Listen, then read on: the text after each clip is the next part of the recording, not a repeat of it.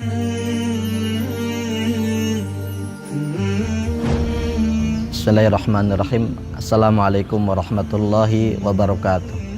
Alhamdulillah wassalatu wassalamu ala rasulillah. La hawla wa la quwwata illa billah. Asyhadu an la ilaha illallah wahdahu la syarikalah. La nabiyya wa la rasulahu ba'dah, amma ba'd. Puji syukur hanya milik Allah subhanahu wa ta'ala yang telah memberikan kepada kita semua kenikmatan yang begitu banyak, terusus nikmat iman dan nikmat Islam. Salawat dan salam semoga tercurah limpahkan kepada Nabi kita Muhammad sallallahu alaihi wasallam, para keluarganya, para sahabat, para tabi'in, para tabi'ut tabi'in, dan semua orang-orang yang selalu istiqomah memegang sunnah-sunnah Rasulullah sallallahu alaihi wasallam.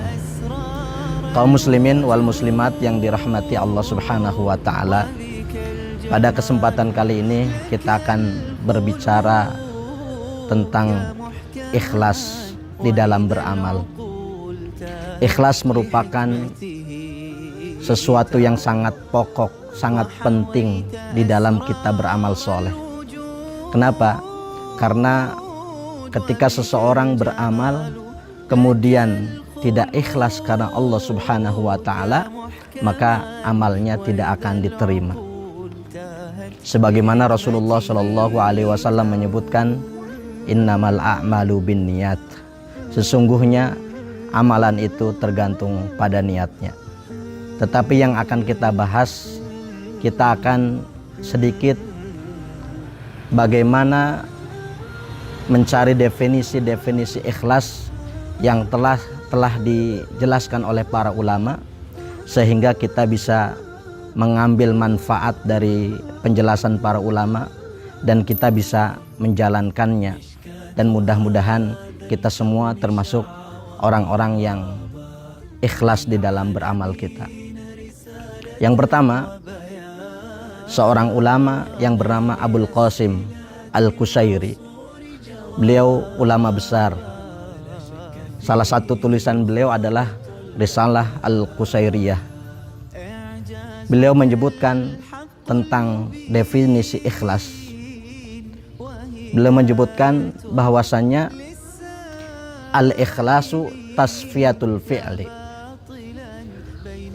an mulahadatil makhlukin. Ikhlas itu adalah tasfiyatul fi'li. Tasfiyatul fi'li artinya adalah membersihkan perbuatan-perbuatan kita, membersihkan amalan-amalan kita, membersihkan hati kita. Jadi ikhlas itu menurut Syekh Abul Qasim Al-Qusairi, ikhlas itu adalah membersihkan, tasfiyah.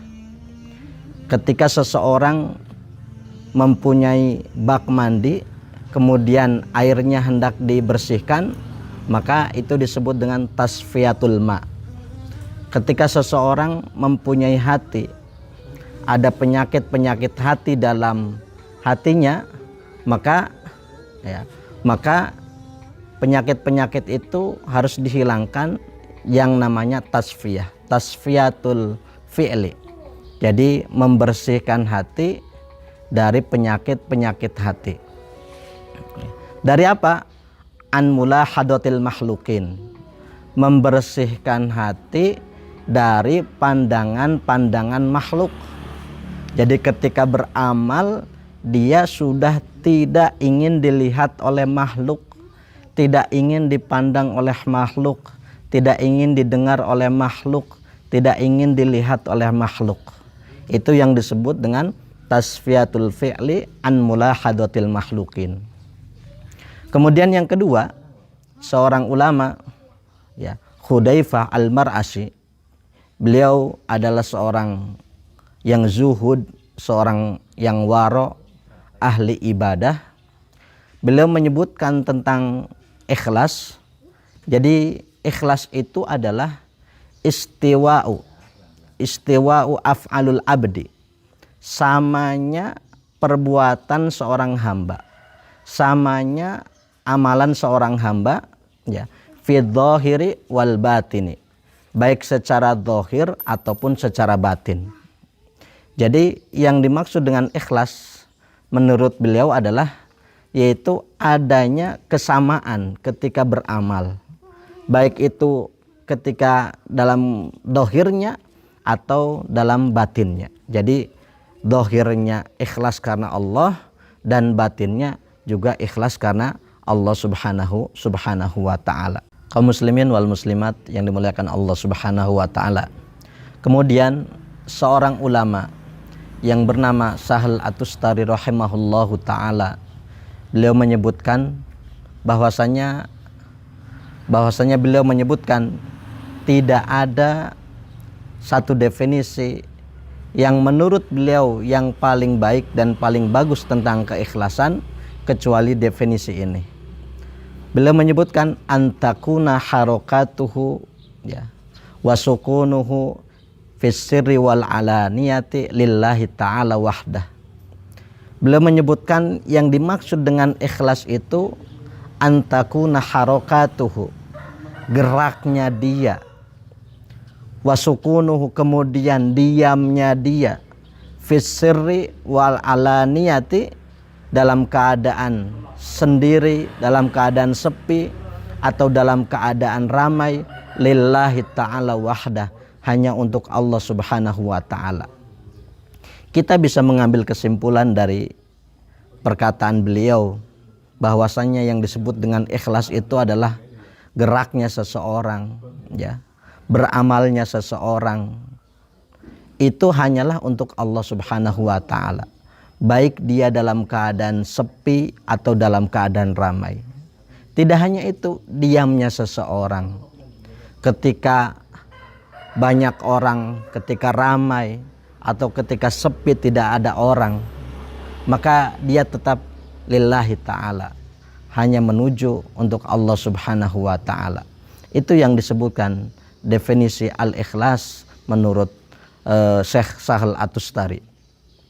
Kemudian ya, ada seorang ahli ibadah, Dhinnun menyebutkan salatu min alamatil ikhlas, ada tiga tanda keikhlasan seseorang. Yang pertama ya, tanda keikhlasan yang pertama adalah samanya antara pujian dan cacian.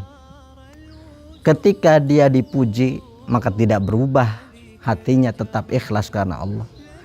Ketika dicaci tetap ikhlas karena Allah, karena dia menganggap pujian adalah sesuatu yang bisa meningkatkan kualitas amal solehnya, ya, dan pujian hanyalah milik Allah subhanahu wa ta'ala. Kemudian cacian merupakan sesuatu untuk evaluasi diri, untuk melihat kekurangan-kekurangan.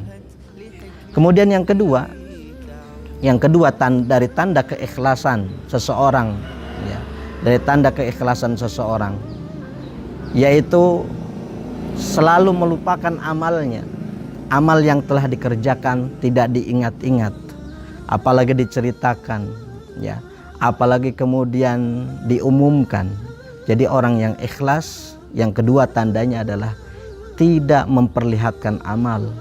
Dia melupakan amal, beramal lupakan, beramal lupakan, beramal kemudian dilupakan. Kemudian yang ketiga, iqtida'u, ya, dia itu mengharapkan sawab, mengharapkan pahala fil akhirah, di akhirat. Yang dia harapkan hanyalah pahala ridho Allah subhanahu wa ta'ala di akhirat. Urusan dunia-dunia yang lainnya itu ngikut saja. Dia tidak menunjukkan untuk kepentingan-kepentingan dunia, tetapi dia menunjukkan hanya untuk akhirat lillahi ta'ala. Ini definisi ikhlas menurut para ulama, sehingga kita bisa simpulkan bahwasanya ikhlas itu sesuatu yang sangat penting di dalam kita beramal, karena tidak akan diterima amal seseorang dengan hati yang ikhlas karena Allah subhanahu wa ta'ala. Oleh karena itu kita hilangkan semua penyakit-penyakit hati yang ada di dalam diri kita. Penyakit ria, ujub, sum'ah, hasad, takabur kita hilangkan. Kita hilangkan semua penyakit-penyakit itu. Agar apa? Agar kita bisa mendapatkan keikhlasan karena Allah Subhanahu wa ta'ala. Demikian untuk kesempatan kali ini, mudah-mudahan ada manfaatnya. Aqulu qouli hadza fastaghfirullahal adzim. Akhiru da'wana anil hamdalillah. Assalamualaikum warahmatullahi wabarakatuh.